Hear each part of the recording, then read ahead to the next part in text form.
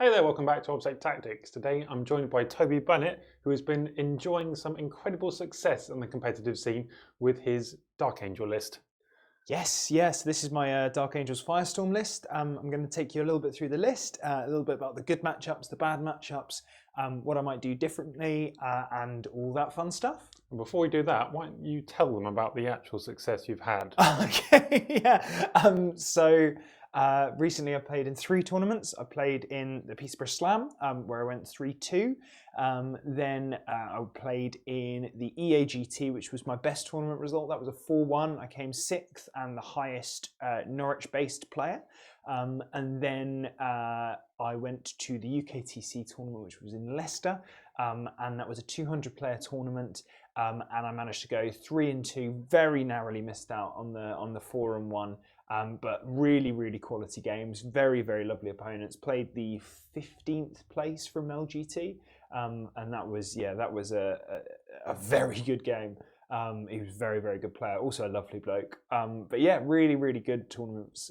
Lots of fun and really enjoying them. And for about 1 week, you were the top-rated Dark Angel player in the country, right? Yeah, so in the UKTC rankings, I was #1 Dark Angel player for a week, and then I'm now 2nd. But I'm hoping if I turn up to another tournament, I just need 7 points to go back to #1. So I think you got that. Hopefully, I believe in you. Yeah, I should be able to get about 100 points, if not more.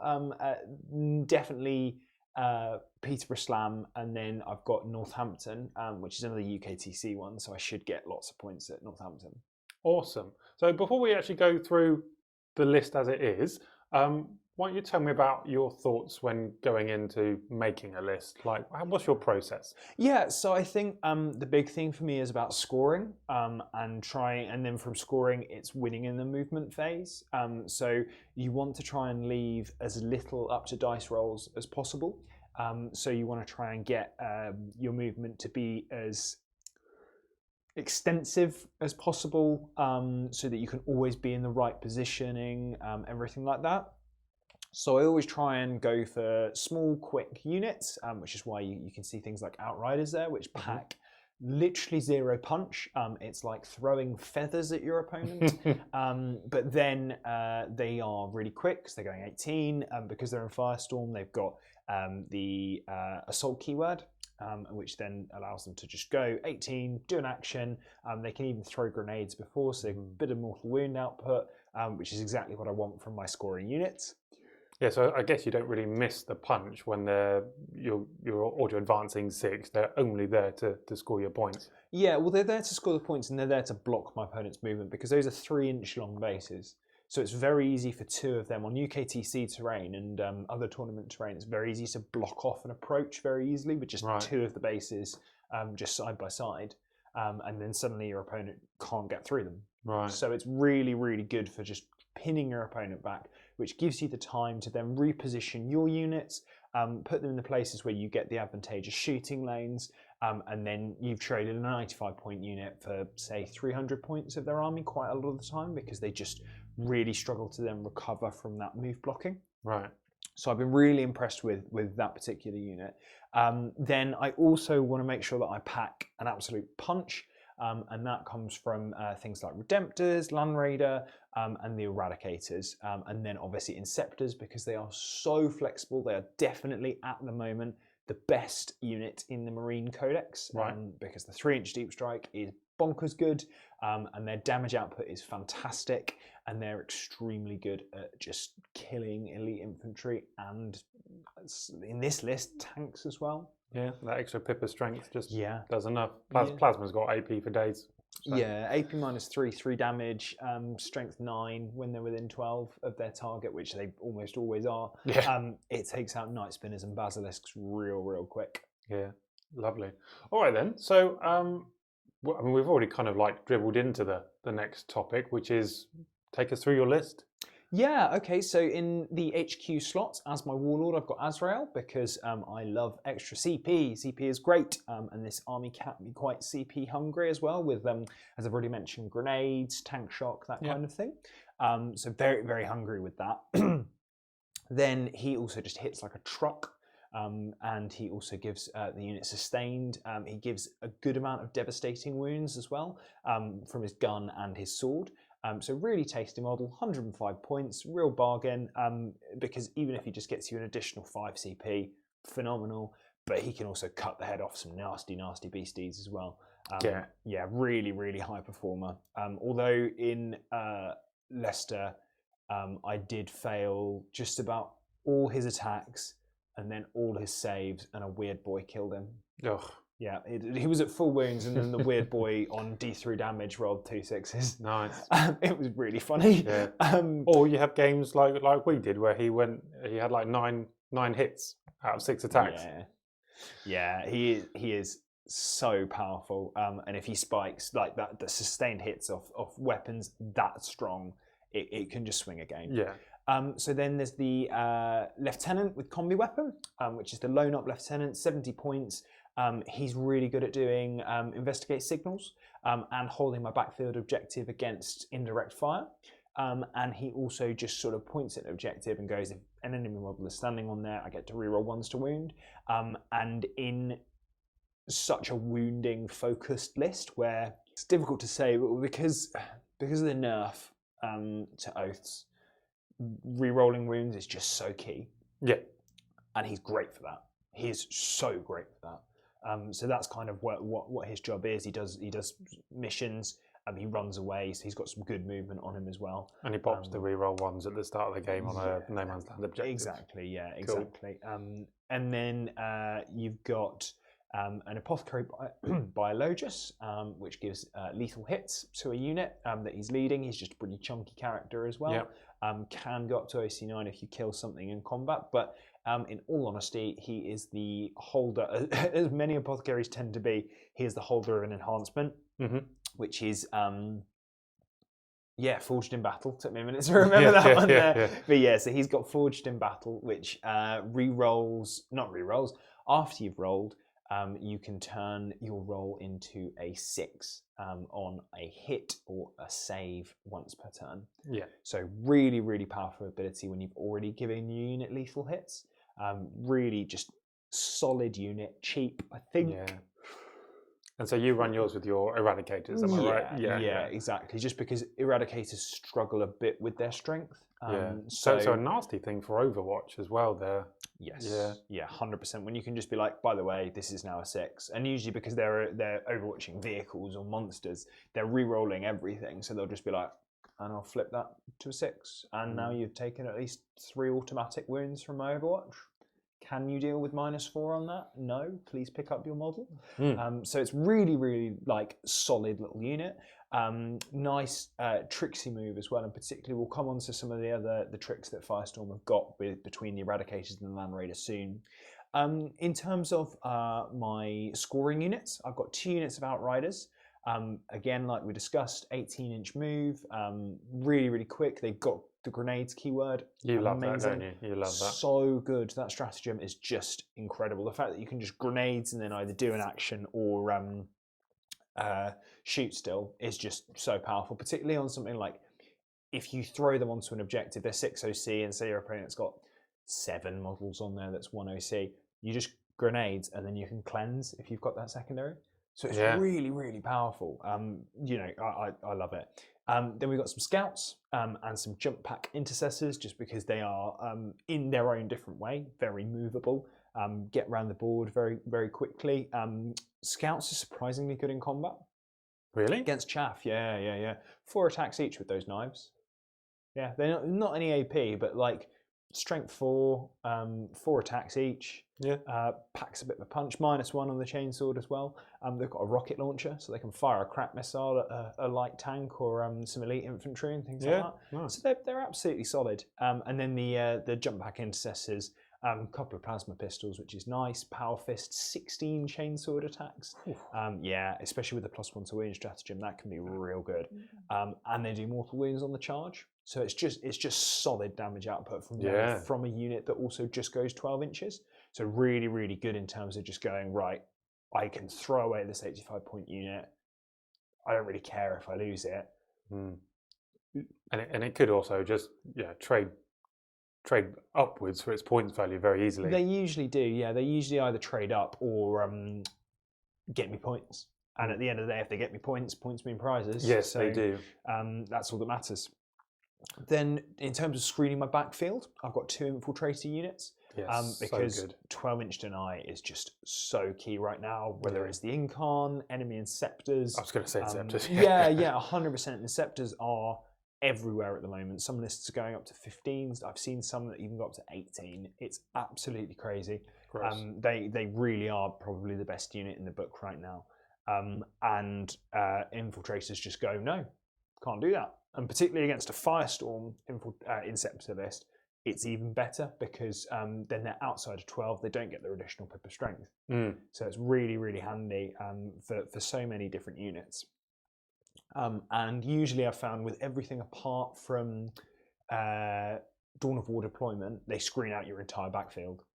So you're just not letting anything in. Yeah. It's really, really good. I really think I need to add another unit of infiltrators to my list, if I'm honest. Yeah, I've been very impressed with them. They've been a staple of every list I've made in 10th edition. They're just, that Omni Scrambler ability is great. So what else have we got? We have got, shockingly, because we talked about them lots, 3 units of 3 Inceptors. So 2 squads have the plasma, and 1 squad has the assault bolters.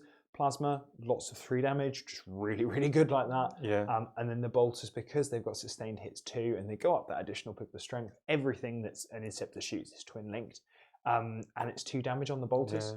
They go, enemy infantry go down real quick to them. Yeah, and because they can deep strike within 3, you can get them +1 wound so easily. So easily. Exactly. Yeah. I mean, honestly, it's rare you need it. They are so good at just being able to eliminate targets, but a lot of the time, because they go up to that strength 6, apart from with things like enemy land raiders or enemy large knights, you're wounding on 5s rather because toughness 5 to toughness 6 is weirdly very impactful. Oh yeah, well, you're getting double the amount of successes. Yeah, like, exactly. That's the way to look at it. Exactly, and you know, arguably going from 5 to 4 is less impactful. Yeah, honestly, it's phenomenal. So I'm a huge fan of that. And then talking of trying to kill off high toughness units, as already discussed a little bit, the Eradicators, double multi-melter and 4 melter rifles, they just go through armor like it's nothing. Yeah. They just turn it into goo, and the auto wounds offsets the low strength of the weapons, because strength 9 is quite poor, but they can go to strength 10 if they're within 12. Yeah. And then also they which is where you want to be for your extra melter damage anyway. Well, exactly. Yeah, you always want to try and be within 9, and then just the amount of damage. They're a solid unit. They're Nice. They're not anything that you're going to run home and tell everyone about, but they're decent. I've had so much success with mine. Yeah. 3 of them killing a Ballista's Dreadnought coming in from strategic reserves. Yeah. Love it. Yeah, exactly. They're very good at doing that. Then in terms of my armour, well, actually I'll just say about the Stern Guard. I've got some Stern Guard. They babysit Azrael. They've got some mortal wound output. That's the main thing. Well, devastating wounds, but you know what I mean. Yeah. It's pretty tasty. The Heavy Bolter particularly is quite good at just occasionally slipping through 2 damage without an armour save. Yeah. So yeah, just properly solid there. Then in terms of my armour, I have got a Redemptor Dreadnought, a Ballistus Dreadnought, and probably the most often MVP in this list, the Land Raider Redeemer. Sure. It's amazing. It just goes through everything. I've yet to come up against a target that it can't do an inordinate amount of damage to. Yeah. So, well, you've even got that little multi-melter on there for your bigger stuff, haven't you? Which is, I mean, the Flamers do the business as well, because you just run it up to the unit, give it the +1 to wound strat. There is literally, so I think the only strength 14 in the game is Titans and Stompers. Yeah. So you're just like, well, I'm strength 7, so I'm always going to be wounding on 5s because I get the additional pip of strength when I'm within 12. And it's always within 12. So it just starts getting real good because you're winning everything on 4s. And 2 damage -2, ignoring cover on those flamers for D6 +3 shots per flamer. Yeah, gross. Yeah. It also has devastating wound output with the assault cannon, which is twin linked. Yeah, Yeah. that's nothing to scoff at. No, exactly, and you can smoke it. You can armor contempt it. It's 2-up save. Honestly, best 260 points I've spent. One of my favourite units by far. Nice, nice. Okay then, so this is obviously the iteration of the list that you went 4 and 1 with. Yeah. Any changes for the future? Yes. So a couple of changes. So it was at the last round of Leicester, I was discussing the list with my opponent who'd just beaten me, and we were talking about the possibility of a second Redemptor. And I think in that game it would have really helped me because it just gives me that extra ability to arm wrestle my opponent and just kind of push out when the Ballistus tends to hang back, kind of do its own thing on my back line because it doesn't need to go forward. It wants to just sit in cover and shoot out. Okay. But a Redemptor can really push forward and put pressure on your opponent. Yeah. So I've dropped... So tough to shift. Exactly. So I've dropped the Scouts and the Ballistus and replaced them with another Redemptor. Nice. Yeah, it's been real good. I've also dropped the Stern Guard for Company Heroes because that's just been changed in the Dark Angels Index that Azrael can now stand with Company Heroes. Utterly stupid because they are 4 wounds and their weaknesses are their low toughness because they get -1 to wound against them and their lack of invulnerable save. Azrael gives them an invulnerable save. Yeah. Yay! Yeah. I mean, there's so many wounds per model. That's more than like aggressors. That's Terminators with Storm Shield's amount of wounds. They get the invuln from Azrael, as you talked about, and then -1 to wound on top of that. Yeah. Yeah. Super survivable. Yeah, super survivable. They've got a banner in there, so they're all OC2 models. So the unit itself becomes 10 OC. Instead of what? 6? That unit 6, yeah. And then what are the others? They've just got some really good guns. They've got a 3 damage heavy bolter. Nice. With sustained hits 2. Sustained 2. Sustained 2. Talk dirty to me. Yeah, it is disgusting. If you spike that, everything's falling over. It's so good. And then one of the guys has got a devastating wounds bolt rifle. And with Azrael giving him sustained as well, real nice. Just 2 damage, 2 damage bolt rifle with devastating wounds. Yes, please. Lovely. And then the company champion has got precision, so that is just so handy for dealing with those Necron characters and things like that. So powerful. Yeah. Just to be able to go, that's your character, get lost. Yeah. Problem solved.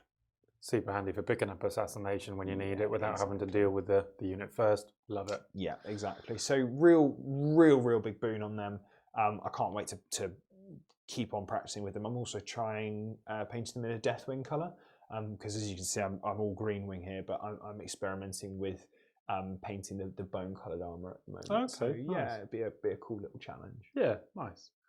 All right then. So talked about what's in your list. Now we know that you're running Firestorm because it's really good in the movement phase. You get the advance and not only shoot, but you can do actions with that, which is really where the game is. It's about scoring.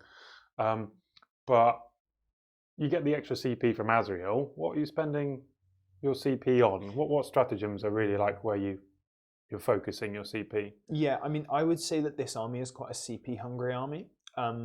It really wants to be efficiently spending its CP. So it does hurt when you need to command point reroll, in all honesty, particularly on like rerolling charges or rerolling hazardous tests, just so you can keep your Inceptors around, that kind of thing. Right. So there's several very good tricks, particularly between the Land Raider and the Eradicators. The key one being, and you should always know this if you're going up against Firestorm, is Burning Vengeance. If you shoot the Land Raider, whatever's inside it gets to jump out and shoot the target. It's 1 CP. I'd kill the Incarn doing that. Yeah, so it tried to flame the tank, did no damage, out they popped, in melter range, re-rolling everything because they're shooting at full ballistic That's skill. like near 400 points gone, isn't it? Yeah. Oh. And it just went pew by. So they're really very good. Yeah. Then What else have we got? We've got the +1 to wound stratagem, which is closest enemy unit and either 6 inches away or in engagement range. So not too shabby on a Redemptor either, then. No, exactly. Yeah, with that strength 12 fist, it's pretty good. Yeah. And to be honest, the flamers, because again they're strength 7, if they get tagged by something big in combat, you can so easily just have them winning on 4s. And with the amount of firepower that they kick out, it's nasty. It's difficult for vehicles to handle that. There is another stratagem which is a little bit more niche, which is a +1 ballistic skill and battle shock a unit if it kills it on the turn they get out of the transport. If it kills it. If it kills an enemy model in that unit. Right. Sorry, yeah. So it's situational. It's not something that I've used yet, but I'm glad I have it. I think the ability to force a battle shock test is so important because sometimes that can be the difference of a game. I know it can be clutch. So like just taking away their ability to hold an objective, for instance. Hold an objective, do a stratagem, right? All that kind of thing. Yeah. So, I suppose just using one example in like the possible mirror matchup. Obviously, now we've talked about this a little bit before we started recording, but you don't really tech into immolation protocols at all. But if you are taking flame aggressors, like that is a hugely powerful stratagem, and potentially turning that off is like a turn ruining mechanic. Yeah, 100%. The only thing with that one is that they'll not be battle shocked by the time they get to do it again. But there's other abilities that might start being quite handy, particularly for things like Storm Hostile Objective.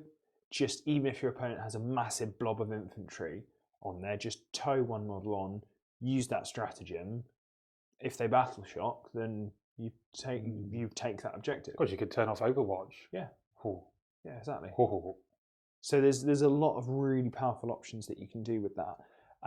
Again, very, very situational, but I'm glad to have it. So another one that I find really, really useful is rapid invocation. Yeah. And that is at the end of the combat phase. If a unit has not got out of a transport that turn, they can get in a transport. If is it fully 6 inches? Any combat phase, or yes. Is it? Oh. Yes. Oh. Yes. Well, that is nice. That is really nice. Yeah. So I've used that to protect my eradicators quite a few times. Yeah, I bet. When if they've got really good anti-infantry, but not very much in terms of anti-tank, they aren't going to do much. They're going to scratch the paintwork of a Land Raider, but they're not. If they shoot the eradicators, they'll kill them all because they're not very good defensively. No invuln. Exactly. Yeah. Only toughness 6, which is decent, but like Inceptor shooting them, doesn't end well. Yeah. Only a 3-up save. Exactly. So yeah, there's some really good ones there. But to be honest, the ones I spend my command points on the most are grenades and tank shock. Because tank shot I get, but grenades is something I forget about so often. Yeah, because it's just a reliable 3 or 4 mortal wounds. Yeah. Just so efficient. Just to really? Be like, especially if you're trying to snipe a character out or a monster, something like the Incarn, it is essential for killing the Incarn. Really? Yeah. You want to. So if you grenades and tank shock, then on average you only have to do 6 damage to the Incarn. Nice. Yeah. So it's really handy. And it can just be so clutch whenever in those games in 9th where you just be like, oh, if only I had one more source of damage, and then I win the game or something like that. There's your extra source of damage. All right. So what I'd like to talk to you about next is when you go into a tournament with this list in particular, what kind of matchups are you favouring, and also what kind of matches are you fearing? Okay. So we'll start on the positive. Yeah. Usually it's power armor. If I can go into power armor armies, then I'm usually quite happy because the flame is great. Usually their elite infantry is 3 wounds, which goes down quite quickly and efficiently to things like Inceptors or Redemptors. Right. Their armor tends to struggle against a -4 because most Space Marine vehicles don't have an invulnerable save. Oh yeah. So really, even demon saves, sure, but they're like 5s on CSM.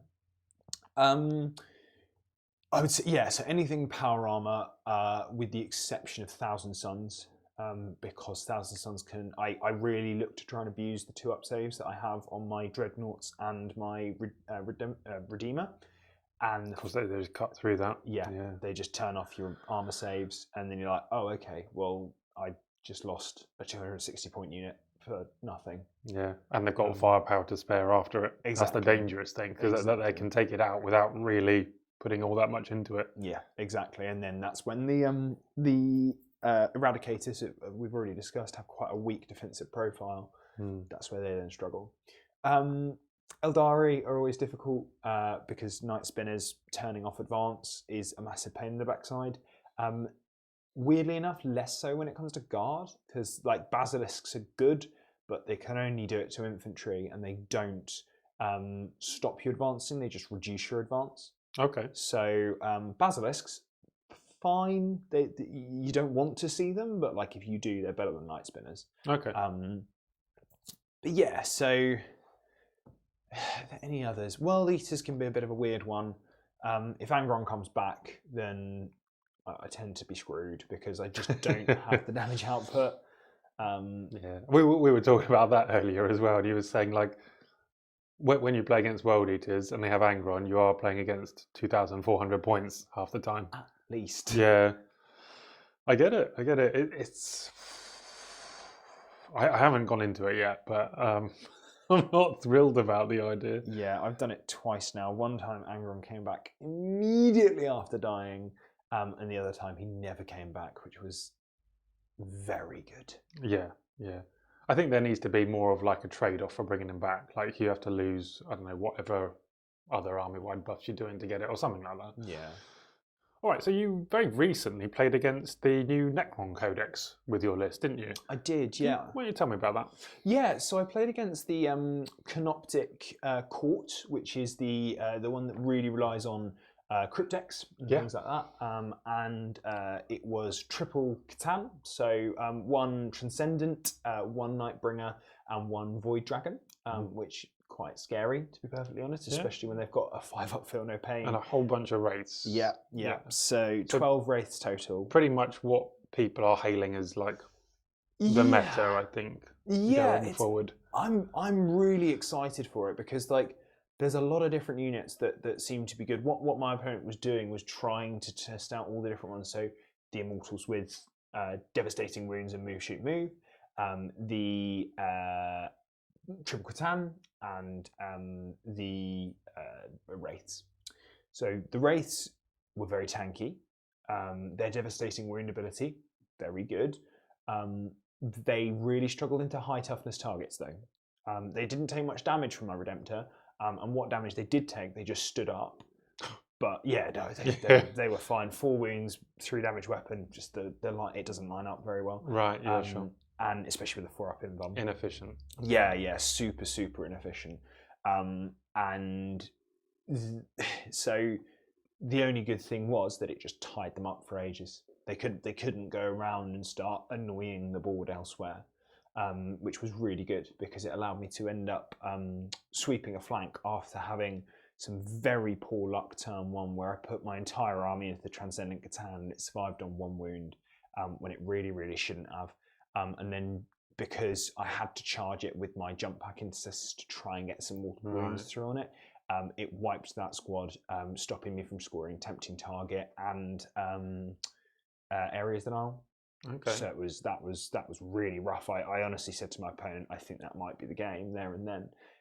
But we played it out. We were playing priority target, so lots of scoring at the end. And eventually I was able to just claw it back. And all the Catan died. The Nightbringer died very quickly. It was a tale of 2 halves, very much so. Like in terms of the Transcendent Catan took a million years to die. I had to put all of the Inceptors into it in one turn, even though it was on 1 wound. Oh no, wait, it regens some wounds, but Right. yeah, I think it was on 3 wounds, and I had to put every single Inceptor in because of how well he was rolling. And then the Nightbringer just went down in seconds against. That's how it goes. Yeah, sometimes. Yeah. There wasn't very much. There was like 2 Inceptors total left, and one of them then I lost an entire unit of Inceptors to Hazardous. No. Not at the same time, but like 2 at the same time. I rolled in one turn. I rolled 5 hazardous tests and failed 4 of them. Gee. Yeah, That's gotta hurt. yeah, stung because it was on a Redemptor, 2 Inceptors, and then I re-rolled one of the Inceptors ones and failed that. So 4 out of 5. Bloody hell. Yeah, it was rubbish. I was not happy. Talking about like your army being like inefficient going into like the race because you got like plenty of the damage 3 and stuff like that. I know you don't have it set up in this way for your list, but either your Flamestorm aggressors or your 10 Vanguard vets with hand flamers, immolation protocols, the damage 1, you're getting 9 dev wounds on average out of Flamestorm aggressors. I think it's pretty similar for the Vanguard vets because although there's 10 of them, you're not getting the rerolls. You're getting enough AP to put them on the infant. And you're rerolling the wounds anyways. You don't really care about that extra little bit of toughness they have. So yes, those devastating wounds are good, and the Flamestorm aggressors plus Captain, absolutely fine. Defensively, they fall down. That's their problem. And in all honesty, in terms of wraiths, I can very efficiently go through them if I use the right stuff. So what would you use then? The Flamestorm cannons on the Land Raider. Right. Okay. I think it killed 4 of the 6 wraiths. Yeah, and you get them and get him on Overwatch as well. Yeah, exactly. It stopped. So the wraiths then couldn't move where they were, so they couldn't get to my infantry, which was really, really handy. Nice. Yeah. That Redemptor's looking ever so nice. Ever so nice. Yeah. I honestly, I like 260 points. It's an auto include for me. Every single game, I'm just like one of the first. And not even necessarily just in this detachment. No. Well, I mean, a lot of Grey Knights players have been playing. I do really think it benefits from being Strength 7 rather than Strength 6. Sure. So I think that jump up is weirdly very, very effective. Because I think it was built to be balanced at 260 points with a Strength 6 flamer. Right. Strength 7 just makes it that little bit OP. Nice. Yeah, and with the multi-melter as well. And of course, being able to get the assault keyword on it because it's only range 12. But like essentially 12 plus d6. Well, yeah, you've got a 30-inch threat range because you go 12. You can roll a 6 on advance and then you shoot 12. Yeah. So that Land Raider has a 30-inch threat range. Yeah. That's half. Realistic 27. Yeah, exactly. Ooh. Like that's brutal. Yeah, it's a long way. And then it's putting all that firepower in. 2 and a bit feet. When you say it like that, it's completely different, or at least it is to me. Yeah, and then the fact that it's a 2-up save, toughness 12, it's survivable as all hell. It's got 16 wounds. Smoke. Yeah, smoke. Armor of Contempt. It's hard to kill. So really, really good little unit. So MVP then. Most games. Yeah. Yeah. There's been very few games where I've been like, that was rubbish. Yeah, could have done without that. Yeah, I think the only time was when I misplayed with it against one World Eaters list and it got picked up by Angron because I didn't play aggressively enough and give it the +1 to wound, and then it would have been wounding him on 4s and then probably would have just killed him with the flamers. But then the other time was, I think, against Tau. Just because they are 6 wound models. They are only toughness 5. Sorry, what are? 6-wing Oh, models? crisis suits. Right. Yeah, sorry. When I say Tau, I mean crisis suit. The only Tau. Yeah, the only Tau you will see. And in that one, my MVP was very much my Redemptor for tanking the Tau shooting, and my Inceptors for jumping down and killing off the Tetras, because those Tetras are stupid. Giving those Tau guns full rerolls, just ridiculous. So here, have oaths. Yeah, have better oaths. Yeah. Like they are bonkers good. So yeah, really, really impressed with the Redeemer, and in that particular matchup, I love the move, shoot, move Immortals with that mortal wound output. Yeah, so good. Yeah. So they look good. scary as all hell. Yeah, I mean, I think that the fact they can just sort of pop in, pop out, great. And I think that might be ever so slightly better than the Wraiths. I don't know. They do very different jobs. Sure. But I think you can do the Wraith's job with the Catan, and the Catan have better damage output. The only place that they really fall down, and they really fall down here, is the 6-inch move. Right. It's just poor. And I do think so move blocking them is really a big deal for them. Yeah. Because if they can't, if they can't get to use even that little bit of movement, Yeah. because most of them are like 12-inch range on their abilities or range attacks. Yeah, exactly. They are pretty poor. And in fact, the -2 on the Nightbringer's weapon is, again, in this era of Armor of Contempt and cover, it's poor. And then just going off with your 18-inch advance outriders? Yeah. Parking up in front of them? Yeah. Just hold up, would you? Yeah, literally just went in, did the grenade strat, took the objective off the Catan, the Nightbringer that was sitting there, did cleanse. That's funny. It was really funny. Mine? Yeah, literally, it was like, oh, you're 4 we're 6. Yeah. Like, of course, they then got one shot. Sure. But a Catan spent a turn killing a 95-point unit. Yeah. What's bad about that? It's brilliant. Yeah. Okay then, and then just to wrap up, then I've got a couple of little fun questions for you. So, if not Firestorm, which detachment? Okay. I think it has to be Vanguard, because I just kind of, I want to do the Redeemers plus Terminators. So just really double down on like things that are survivable, even more survivable. Yeah, it would probably be triple Redemptor, 2 Redeemers with some Terminators inside, possibly with the Lightning Claws, possibly with Thunderhammer Storm Shield, not sure which. Not the Deathwing Knights then? No, not the Deathwing Knights. The -1 I just don't like with the AOC and everything like that. So I would probably go the other way there. Then I'd probably have 15 Inceptors, and then just the rest scoring. That's a dirty list. I like it. Yeah, I'm not sure if I'd go for the Godhammer Land Raiders or if I'd stick with the Flamers. I think I might go Godhammer. The big Lascanny one. Yeah, just because I think that list is good for combat in terms of killing big blobs. Sorry, not big blobs. Big tough targets. But at range, and sometimes I am going to want to sit back and just plink off. Yeah. But also I like the idea of forcing a flank by overcommitting one way and then having the las cannons to suppress another flank. Right. So yeah, and I suppose the execution is probably not survivable enough for you, I would say. Yeah, 3-up save. Yeah, that's what I thought.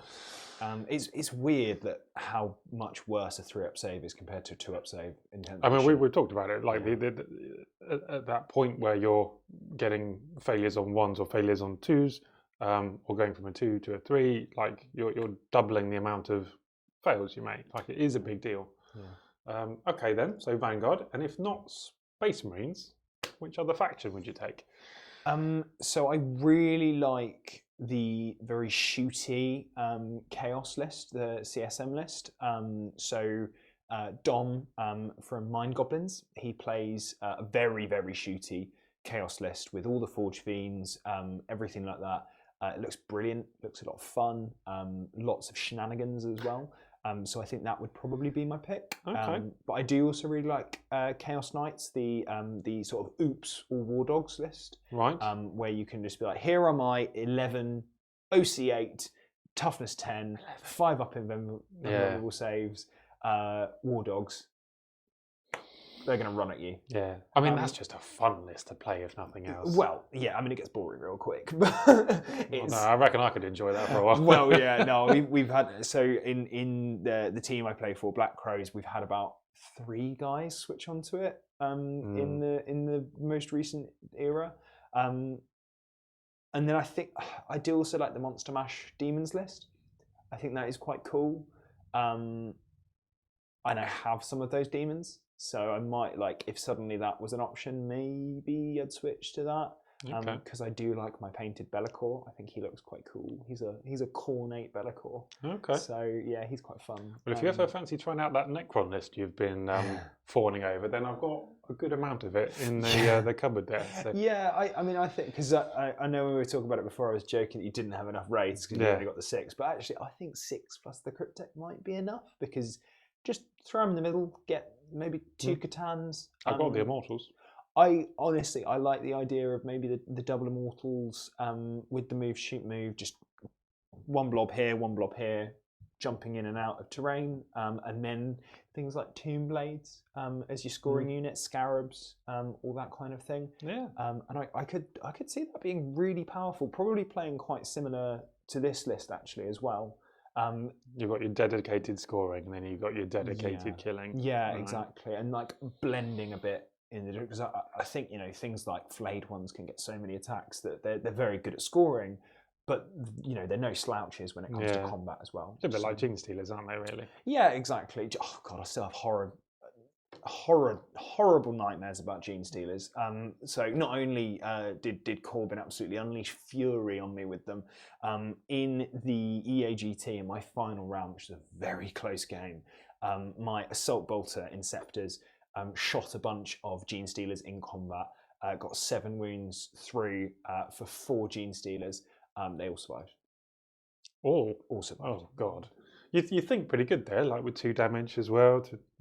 It should have just wiped the squad. Yeah. Because they're saving on 5s. The squad should have fallen all over, and it was just like, oh. Sometimes it goes like that. Yeah, sometimes it do be like that. But then, you know what stepped up?